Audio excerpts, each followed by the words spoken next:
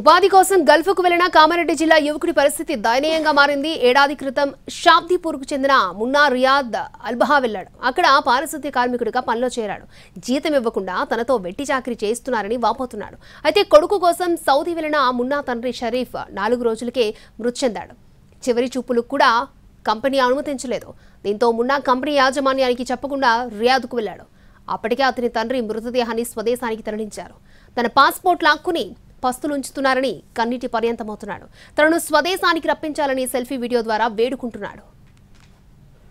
నేను ఈ సౌదీకి వచ్చినా సార్, ఈడ నా కపిలేమో పాస్పోర్ట్ గుంజుకున్నాడు. నా డాడీకి ఇట్లా చనిపోతే నాకు ఇండియాకి పంపలేరు, ఏం పంపలేరు.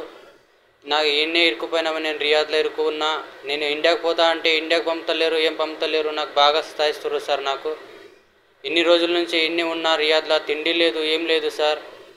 ఒక మినిమం ఒక 10 రోజులు అవుతుంది సార్ ఇరుక్కున్నా. నేను మీ నుంచి ఒక హెల్ప్ అవుతుందని ఈ వీడియో చేసి మీకు ఎత్తున్నా. నాకు ఇక్కడ బాగా ఇబ్బంది అవుతుంది సార్. నేను కూడా ఉంటానో బతుకుతానో చస్తానో నాకు కూడా గ్యారంటీ లేదు సార్.